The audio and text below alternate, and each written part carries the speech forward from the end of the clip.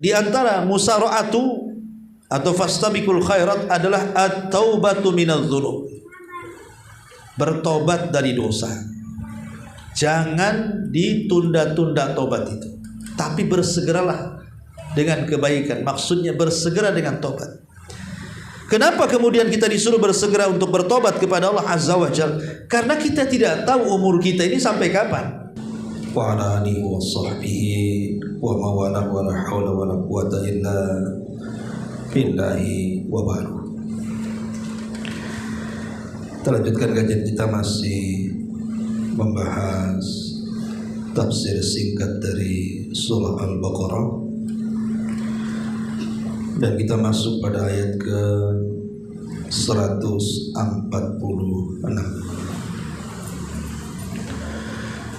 A'udzubillahi minasyaitonir rajim. Bismillahirrahmanirrahim. Alladzina atainahumul kitaba ya'rifunahu kama ya'rifuna abna'ahum wa inna fariqam minhum la yaktumuna al-haqqa wa hum ya'lamun. Al-haqqu min rabbika fala takunanna minal mumtarin wa likullin wijhatun huwa muwalliha fastabiqul khairat aynama takunu ya'ti bikumullahu jami'an innallaha ala kulli syai'in qadir. Orang-orang yang telah kami berikan kitab, maksudnya Taurat dan Injil, mengenalnya. Maksudnya Nabi SAW seperti mereka mengenal anak-anak mereka sendiri. Sesungguhnya sebagian mereka ahli kitab itu pasti menyembunyikan kebenaran, padahal mereka mengetahui akan kebenaran itu. Kebenaran itu hanya datang dari Tuhan. Maka janganlah sekali-kali engkau wahai Muhammad termasuk orang-orang yang ragu dari kebenaran. Dan setiap umat mempunyai kiblat yang ia hadapkan kepada kiblat itu. Maka berlomba-lombalah kamu dalam kebaikan. Di mana saja kamu berada, pasti Allah akan mengumpulkan kamu semuanya. Sungguh Allah Maha Kuasa atas segala sesuatu. Di sini Allah Subhanahu wa taala masih menyinggung tentang orang-orang Yahudi secara khusus dan juga orang-orang Nasrani secara umum. Karena hanya dua agama ini yang dikenal mengikuti Alkitab, maksudnya Taurat dan juga Injil. Di sana ada kitab-kitab selain daripada Taurat dan Injil yang disebut dengan suhuf, tetapi pengikutnya sudah tidak ada. Sehingga yang kita kenal hari ini cuman ada 3 agama saja yang mengikuti kitab yang diturunkan dari langit. Yahudi mengikuti Taurat, kemudian Nasrani mengikuti Injil dan juga Taurat, kemudian kita umat Islam mengikuti Al-Qur'anul Karim. Di sini Allah Subhanahu wa taala menyinggung alladzina atainahumul kitab. Orang-orang yang telah kami berikan Alkitab, maksudnya kitab-kitab langit. Ada riwayat, walaupun sebagian ulama melemahkan riwayat ini, bahwa kitab langit itu jumlahnya 104 kitab. Yang 100 itu disebut suhuf, dan yang 4 kitab ma'ruf, dimulai daripada Taurat, kemudian Zabur, kemudian Injil, kemudian Al-Qur'anul Karim. Ada yang mengatakan bahwa 100 suhuf itu diberikan kepada beberapa nabi, di mana yang 10 suhuf diberikan kepada Nabi Allah Idris alaihi salatu wassalam. Afwan, yang pertama Nabi Syith dulu. Syith dulu karena setelah Adam alaihi salatu wassalam Nabi Syith. Disebut Syith itu karena hibatullah, Allah menghibahkan kepada Nabi Allah Adam karena meninggalnya Habil di tangan Qabil, dan itu satu-satunya putra Adam yang tidak lahir secara kembar. Nah, Syith ini diberikan 50 suhuf. Diberikan 50 suhuf. Baru yang 50 suhuf itu dibagi kepada 3 nabi. Pertama Nabi Idris, kemudian Nabi Allah Ibrahim alaihi salatu wassalam, kemudian Nabi Musa alaihi salatu wassalam selain Taurat. Ada yang mengatakan Idris diberikan 30, kemudian Ibrahim diberikan 10, dan Musa diberikan 10 selain daripada Taurat. Adapun yang 4 ma'ruf yang kita kenal dengan Injil diturunkan kepada, atau Taurat dulu diberikan kepada Nabi Musa alaihi salatu wassalam, kemudian Zabur diberikan kepada Daud, kemudian Injil diberikan kepada Nabi Isa bin Maryam, dan Al-Quran sebagai penutup diberikan kepada Rasul kita Muhammad sallallahu alaihi wasallam. Itulah yang disebut dengan kitab-kitab langit. Alladzina atainahumul kitab. Orang-orang yang telah kami beri kitab, maksudnya Taurat dan Injil. Berarti khitab ayat ini kepada siapa? Yahudi dan Nasrani. Ya'rifunahu, mereka benar-benar mengetahui. Mengetahui apa? Mengetahui bahwa Nabi kita Muhammad sallallahu alaihi wasallam itu seorang nabi, bahkan akhirul anbiya'i wal mursalin, pemimpinnya para nabi dan rasul sekaligus akhir al-anbiya, para nabi. Mereka mengetahui. Bahkan pengetahuan mereka kepada nabi kita yang akan muncul di zaman itu, kama ya'rifuna abna'ahum, sebagaimana mereka mengenal anak-anak mereka sendiri.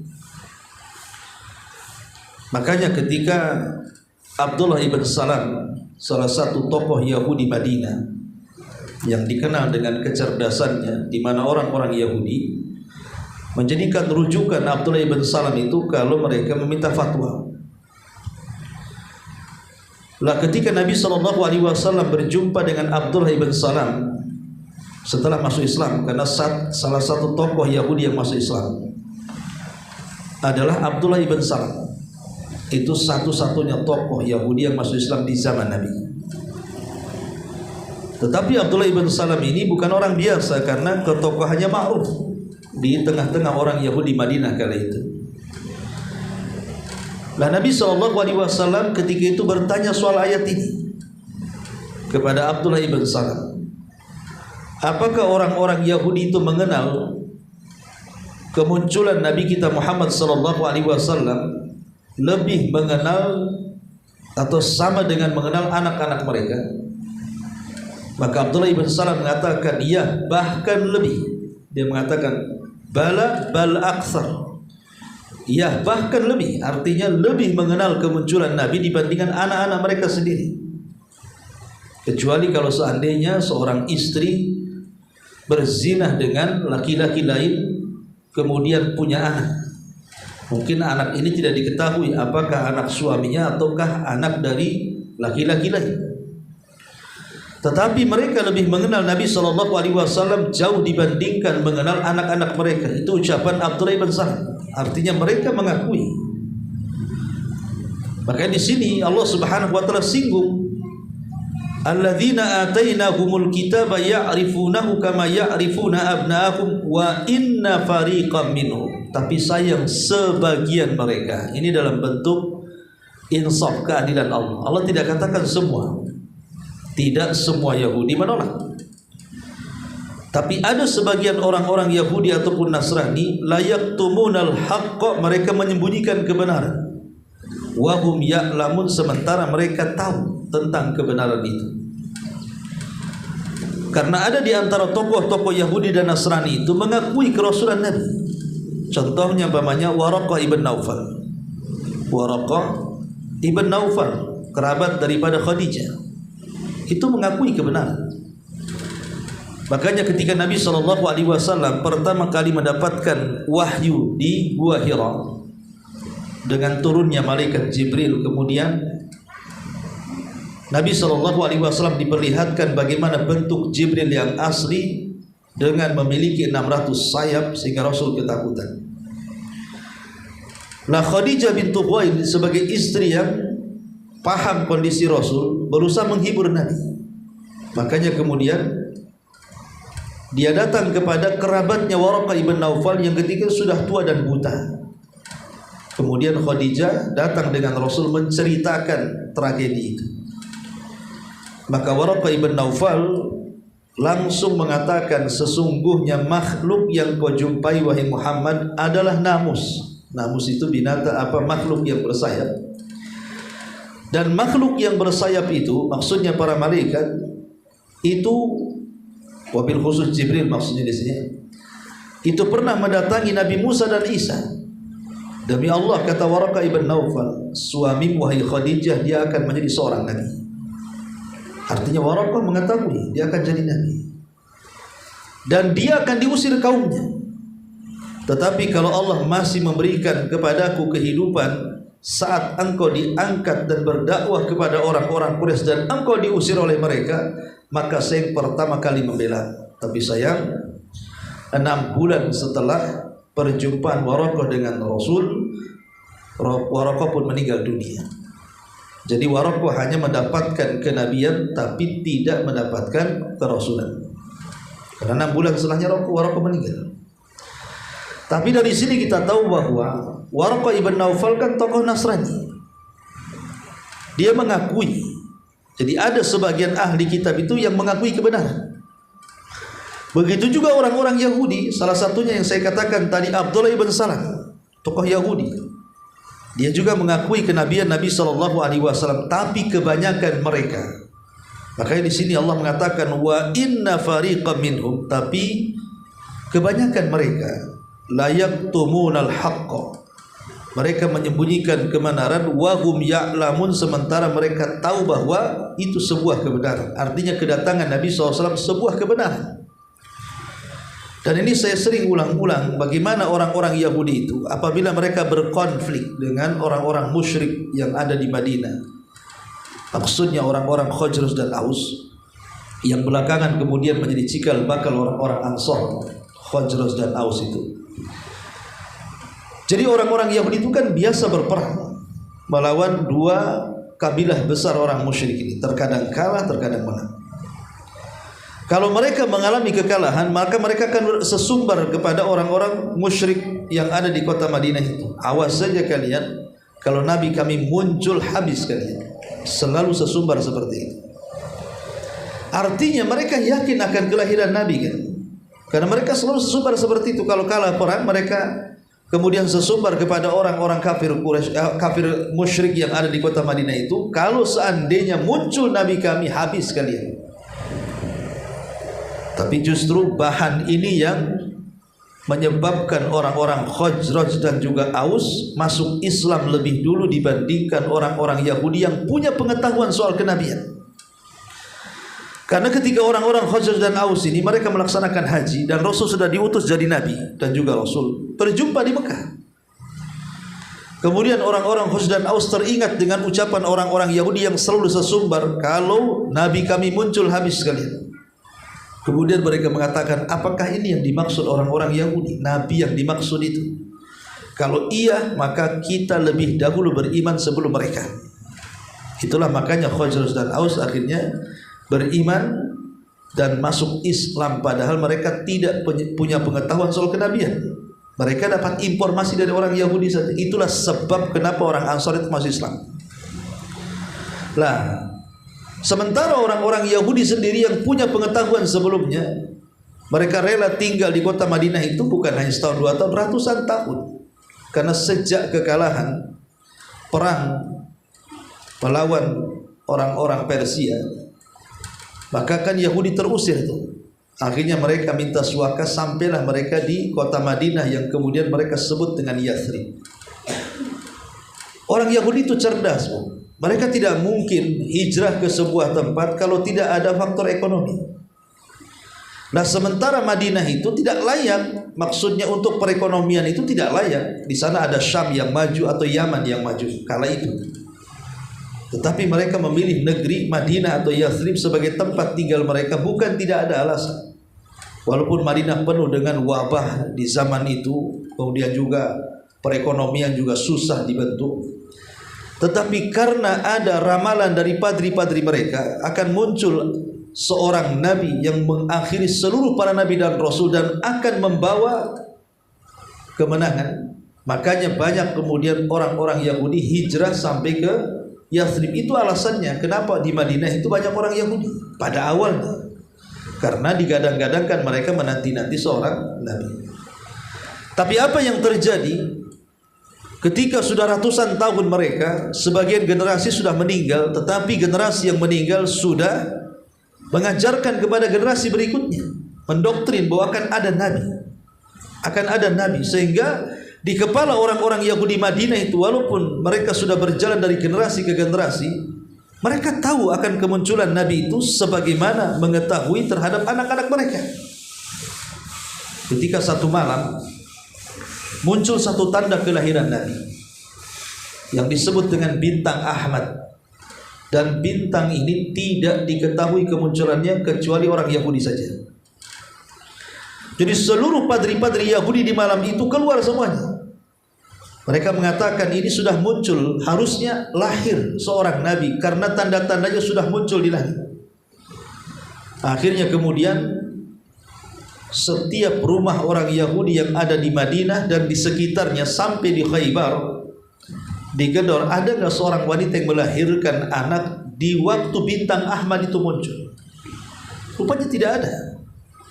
Yang ada justru di kota Mekah ada bayi lahir di saat bintang itu muncul, dan rupanya bukan keturunan Yahudi tapi keturunan Arab dari Bani Ismail, bukan dari Bani Israel. Maka menangislah padri-padri Yahudi dan mereka pun mengatakan zahabat nubuwatu Bani Israel, telah hilang kenabian Bani Israel dan telah diambil oleh Bani Ismail. Sejak itulah orang-orang Yahudi tertanam hasad. Kenapa nabi itu muncul dari rahim musuh yang selama ini selalu berperang dengan mereka, bangsa Arab? Ya, kan mereka berperang dengan bangsa Arab, kok lahir dari musuhnya pula? Sejak itulah mereka menyembunyikan kebenaran, tidak mengakui kerasulan Nabi SAW, karena bukan dari Bani Israel tapi dari Bani Ismail. Makanya Allah mengatakan wa inna fariqam minhum la yaktumunal haqqa wa hum ya'lamun.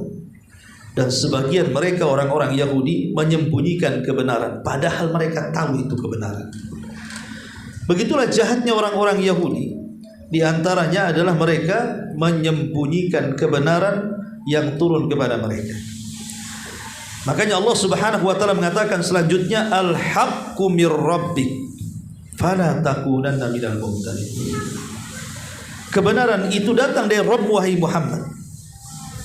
Kalimat rabbika mengidhafahkan kalimat rabb kepada ka, ya, dhamir mukhatab, dhamir yang menunjukkan kamu, itu menunjukkan tasyrif.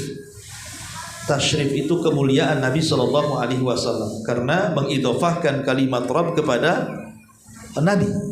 Ka ini kan maksudnya Nabi. Kebenaran itu datang dari Rabb wahai Muhammad. Fala takunanna minal mumtarin. Maka jangan sekali-kali engkau merasa ragu. Kenapa Allah menyinggung kepada Rasul jangan ragu dengan kebenaran? Karena kita tahu bahwa konteks ayat ini sebelumnya bicara tentang apa? Pengalian kiblat. Ketika Nabi SAW kemudian mulai tidak suka mengarah ke Baitul Maqdis, Dan kita tahu Nabi SAW sudah mengarah ke Baitul Maqdis itu hampir 4 tahun 8 bulan kan gitu. Karena 3 tahun di kota Mekah menghadap Baitul Maqdis. Setelah hijrah Nabi SAW menghadap Baitul Maqdis juga selama setahun. Ada yang mengatakan setahun 6 bulan, setahun 7 bulan, setahun 8 bulan, masih mengarah ke Baitul Maqdis. Jadi kalau di total Nabi SAW mengarah ke Baitul Maqdis, sholatnya itu sekitar 4 tahun 8 bulan, atau 4 tahun 6, 7 atau 8 bulan, sekitar itu. Baru setelah itu kemudian Nabi SAW mulai tidak suka karena kiblatnya sama dengan orang-orang Yahudi ke Baitul Maqdis. Akhirnya dia meminta kepada Allah Azza wa Jalla agar kiblat dipalingkan ke mana? Ke asal kiblat. Ke asal kiblat Mekah, itulah asal kiblat. Adapun Baitul Maqdis itu kan kiblat sementara. Asal kiblat itu yang Mekah. Karena bagaimanapun pembangunan Mekah itu lebih dulu dibandingkan Baitul Maqdis. Jaraknya 40 tahun. Jadi Masjidil Haram dulu dibangun, baru 40 tahun setelahnya dibangun Masjidil Aqsa. Jadi duluan Masjidil Haram dibandingkan Masjidil Aqsa. Makanya itulah awal kiblat, bukan Masjidil Aqsa. Makanya kemudian Nabi SAW ingin supaya kiblatnya itu diarahkan ke Baitul Al-Haram, dan Allah kabulkan. Dan yang pertama Nabi SAW mengarah ke Baitul Maqdis ketika Nabi SAW sholat asar. Itulah pertama kali Nabi SAW menghadapkan kiblat ke Baitullah Al-Haram, yang ketika di Madinah justru membelakangi Mekah dan menghadap Baitul Maqdis kan. Tapi sekarang dibalik, membelakangi Baitul Maqdis kemudian menghadap ke Mekah. Disinilah terjadi kekacauan. Karena orang-orang Yahudi mulai mengolok-olok Nabi dan mengatakan, agama apa itu? Kok kiblatnya dirubah-rubah kan itu? Belum lagi orang-orang musyrik kemudian membuat kata-kata yang tidak enak, menyebar fitnah tentang pengalian kiblat ini. Ataupun orang-orang musyrik dan mengatakan, lihat Muhammad, dia kembali ke kiblat kami, jangan-jangan dia mau kembali kepada agama kami gitu. Jadi terjadi kekacauan di sini. Makanya Allah Subhanahu wa taala mengatakan, ingat kebenaran itu datang dari Rabb. Ketika Allah Subhanahu wa taala perintahkan hadapkan kiblat ke Baitullah Al-Haram, sudah berhadap, langsung hadapkan saja. Fala takunanna minal mumtarin. Jangan ragu-ragu karena ini perintah Allah. Kebenaran itu hanya datang dari Allah. Jangan dengarkan orang Yahudi, jangan dengarkan orang musyrik, jangan dengarkan orang-orang munafik. Fala takunanna minal mumtarin. Jangan ragu-ragu karena ini perintah Allah Subhanahu wa taala. Faedahnya di sini, apapun perintah yang datang dari Allah Subhanahu wa taala, maka jangan pernah ragu melakukannya. Apapun perintah Allah. Karena di sebalik perintah itu pasti ada kebaikan, sebagaimana di sebalik larangan itu pasti ada madharat. Itu kaidah itu. Perintah apapun di balik perintah itu pasti ada kebaikan, sebagaimana larangan apapun pasti di balik larangan itu ada madharatnya. Ma'asyiral muslimat yang dimuliakan Allah Subhanahu wa taala. Kemudian Allah Subhanahu wa taala berfirman di ayat 148, "Walikullin wijhatun huwa muwalliha." Dan setiap umat, maksudnya Yahudinya, Nasraninya, kemudian juga ya setiap umat, Hindunya, Budanya, ya, agama-agama yang banyak. Wijhatun huwa muwalliha, pasti punya kiblat. Masing-masing agama itu punya kiblat masing-masing kan. Seperti orang-orang Nasrani, kiblatnya kemana? Ke tempat kelahiran Isa. Itulah kiblatnya orang-orang Nasrani. Di mana? Di Bethlehem. Atau bahasa kita, bahasa Arab, Baitul Lahmi. Mereka mengatakan Bethlehem. Kemudian orang-orang Yahudi kiblatnya kemana? Ke Baitul Maqdis. Mereka punya kiblat sendiri, yang satu ke barat, yang satu ke timur. Adapun umat Islam, ya kiblatnya ke Mekah. Orang Hindu punya kiblat sendiri, orang Nasrani punya kiblat sendiri. Masing-masing umat itu ada kiblat. Walikullin wijhatun huwa muwalliha. Tetapi Allah Subhanahu wa taala katakan, fastabiqul khairat. maka berlomba-lombalah kamu wahai Muhammad dan umatmu dalam kebaikan. Kenapa demikian? Ainama takunu ya'ti bikumullahu jami'ah. Karena dimanapun kau berada wahai Muhammad, pasti Allah akan mengumpulkan kalian semuanya. Innallaha ala kulli syai'in qadir, dan Allah maha kuasa atas segala sesuatu. Ketika Allah subhanahu wa ta'ala memerintahkan memalingkan kiblat, tentu pemalingan kiblat ini bukan hanya khusus kepada umat Islam. Harusnya semua umat itu berkiblat kepada Ka'bah, kan begitu. Tetapi karena keyakinan masing-masing agama punya kiblat, makanya mereka akan menolak kiblat agama yang lain. Tetapi Nabi SAW diperintahkan fastabiqul khair. Jangan pedulikan kiblat-kiblat di luar daripada Islam. Kamu punya kiblat sendiri, maka berlomba-lombalah dalam kebaikan. Karena kebaikan itu hanya datang dari Allah Subhanahu wa ta'ala. Adapun umat-umat yang lain yang mengarahkan kiblat sesuai dengan kehendak mereka, itu ada pertanggungjawabannya di hadapan Allah. Ketika orang Nasrani berkiblat ke Baitul Ham, ketika orang Yahudi berkiblat ke Baitul Maqdis, ketika kemudian orang-orang Islam berkiblat kepada Islam, itu nanti ada pertanggungjawabannya sendiri di hadapan Allah. Makanya Allah mengatakan ainama takunu ya'ti bikumullahu jami'ah. Dimanapun kalian berada, dimanapun, di belahan manapun, di daratkah dimanapun, apabila kemudian mereka sudah meninggal dunia, ya'ti bikumullahu jami'ah, kelak pada hari kiamat Allah pasti akan mengumpulkan mereka dan meminta pertanggungjawaban mereka. Semua akan dipertanggungjawabkan di hadapan Allah. Dan Allah maha mampu atas segala sesuatu, maha mampu mengumpulkan manusia dan meminta pertanggungjawaban mereka. Di sini ada kalimat fastabiqul khairat. Al-ibratu bi umumil lafzi la bi khususis sabab. Ibrah ini bukan karena khususnya sebab turun, tetapi karena umumnya lafaz. Ketika Allah Subhanahu wa ta'ala katakan fastabiqul khairat, berlomba-lombalah dalam kebaikan, artinya ayat ini umum. Kebaikan apapun kalau bisa kita terdepan. Pertanyaannya, kenapa kita harus bersegera? Kalau ada kebaikan, kalau bisa kita paling depan. Pertama, karena menyegerakan diri untuk berbuat baik itu dalilul iman. Itulah bentuk keimanan. Bentuk keimanan kita kepada Allah Subhanahu wa ta'ala. Lihat bagaimana para sahabat Nabi SAW di zaman Rasul. Ketika orang-orang miskin di zaman itu cemburu dengan orang-orang kaya, karena orang-orang kaya dilebihkan dari harta sementara mereka tidak. Mereka datang kepada Nabi dan mengatakan, Rasul, enak kali orang kaya itu. Mereka sholat sama dengan kita, puasa sama dengan kita, ibadah sama dengan kita, tapi mereka dilebihkan dengan harta, sehingga dengan harta mereka bisa haji, bisa umroh, bisa berkurban, bisa membangun tempat ibadah dengan kekayaan mereka. Sementara kami, orang-orang miskin, bisa apa? Sementara ibadah-ibadah yang lain mereka juga melakukannya. Lihat bagaimana kecemburuan orang-orang miskin, para sahabat di zaman itu.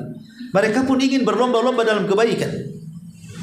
Makanya Nabi SAW ketika didatangi para sahabat dan mengatakan, ya Rasulullah, dhahaba ahlud duthur bil ujur. Rasul, orang-orang kaya itu telah membawa pahala dengan harta-harta mereka yang kami tidak membawanya. Maka Nabi SAW mengatakan, awalaysa qad ja'alallahu lakum ma tasaddaqun. Kalian kira sedekah itu dengan harta saja ya? Tidak. Segala sesuatu bisa disedekahkan, kata Nabi. Kemudian Nabi SAW, inna bikulli tasbihatin sadaqah, wa kulli takbiratin sadaqah, wa kulli tahmidatin sadaqah, wa kulli tahlilatin sadaqah, wa amrin bil ma'rufi sadaqah, wa nahyin 'anil munkari sadaqah, wa fi bud'i ahadikum sadaqah.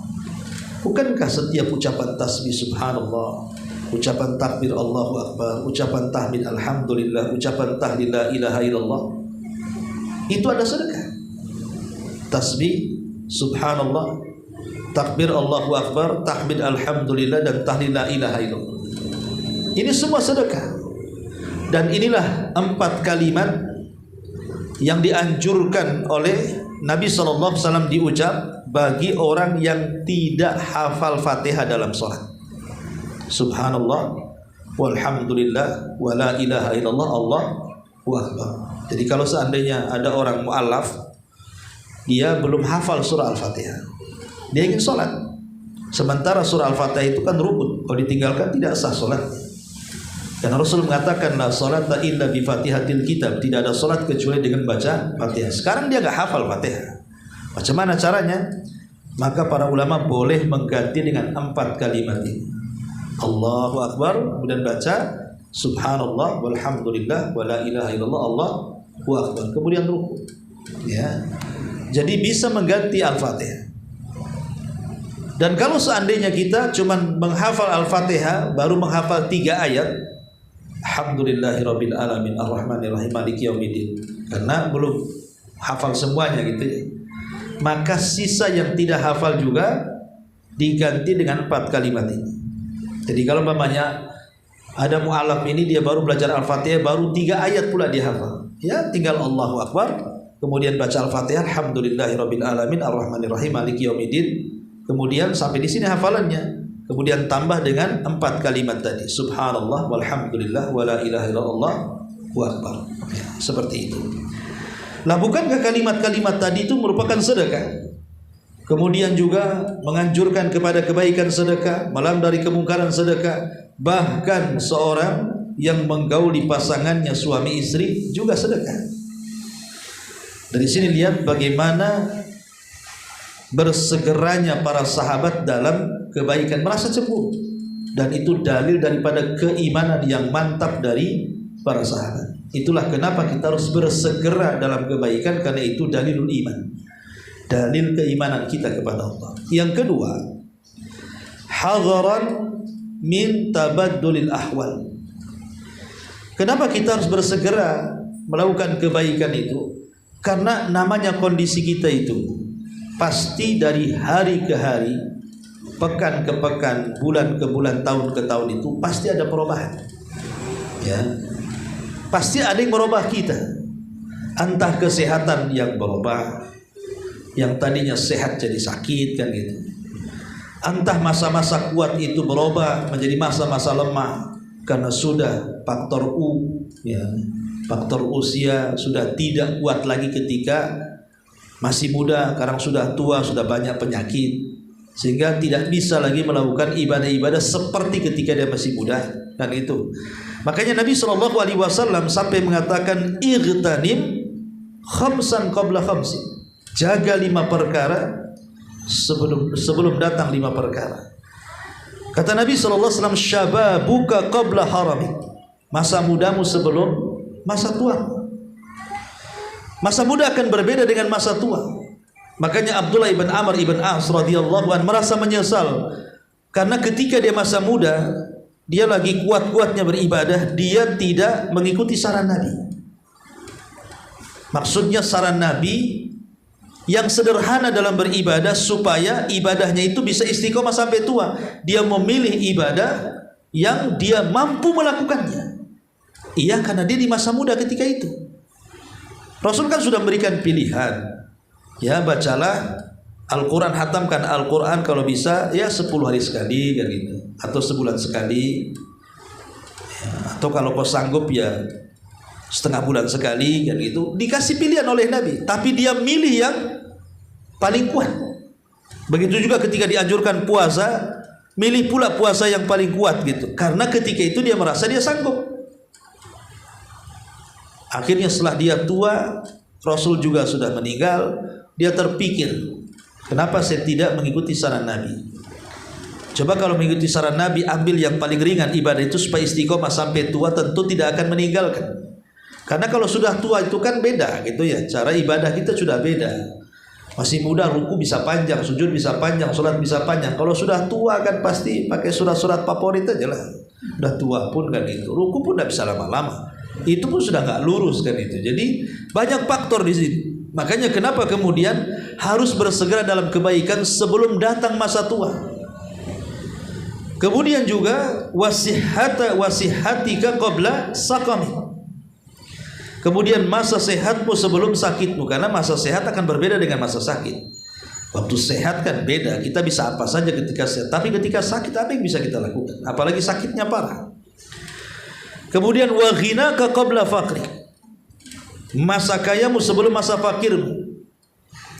Kemudian wa faragaka qabla syughlik. Masa lapangmu sebelum masa sibukmu. Kemudian wa hayataka qabla mautik. Ketika masih hidup sebelum datang kematian. Dari sini menunjukkan bahwa kenapa kita harus bersegera untuk melakukan kebaikan, karena ada kondisi-kondisi yang merubah kita, yang akhirnya kita harusnya dulu kita bisa melakukannya, sekarang pula tidak bisa melakukannya. Dulu waktu senggang tak mau ngaji, setelah sibuk mikir mau ngaji, susah akhirnya kan gitu. Ini yang kedua. Dan yang ketiga, takut hudusul fitan. Takut banyak fitnah. Karena kalau sudah banyak fitnah, fitnah ini macam-macam. Mungkin peperangan, mungkin gempa, mungkin musibah, mungkin apa kan gitu. Kita tidak bisa melakukan ibadah-ibadah itu sebagaimana ketika di waktu kita sedang aman. Coba lihat saudara-saudara kita yang ada di Palestina itu. Mau ke masjid tak bisa, masjid sudah dihancurkan. Mau ibadah di rumah was-was, takut pula rumah dibom. Mau kemana? Akhirnya kemudian mereka serba takut kan. Kalau sudah terjadi fitnah seperti ini, kita tidak nyaman lagi untuk beribadah. Makanya kemudian Nabi SAW sampai mengatakan, badiru bil a'mali fitanan kaqita'il lailil mudni.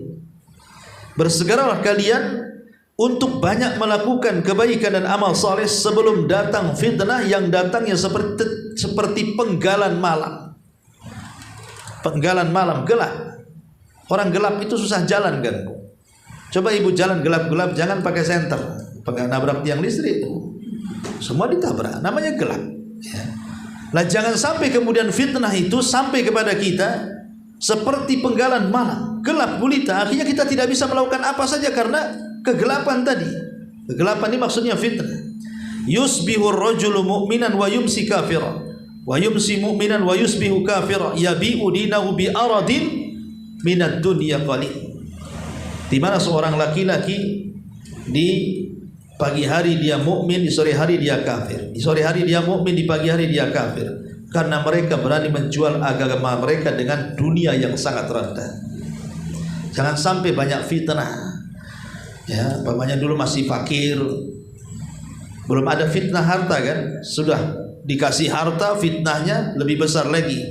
Dulu waktu miskin kemudian ngomong, ya karena masih sibuk kerja, insya Allah lah kalau saya punya pekerjaan yang layak, saya ikut ngaji lagi. Sekarang masih cari kerjaan. Itu waktu miskin tuh. Akhirnya dikasih kerjaan, enak pula kerjaan itu. Kenapa tak ngaji juga? Dulu waktu miskin mikir kalau sudah kaya mau ngaji. Waduh, sibuk nih, sibuk lagi. Kapan ngajinya? Ya kan? Jadi kalau sudah datang fitnah itu akan sulit itu. Makanya kenapa kita disuruh untuk bersegera melakukan kebaikan itu sebelum terjadi fitnah yang akhirnya menghalangi amalan-amalan yang harusnya bisa dikerjakan, akhirnya tidak bisa dikerjakan. Ini 3 alasan yang disebutkan para ulama. Kenapa kita disuruh fastabiqul khairat, berlomba-lomba dalam kebaikan. Pertama, karena itu menunjukkan keimanan. Yang kedua, karena kondisi manusia itu akan berbeda dari hari ke hari. Dan yang ketiga, sebelum datangnya fitnah yang menghalangi amal kita. Makanya Allah mengatakan fastabiqul khairat.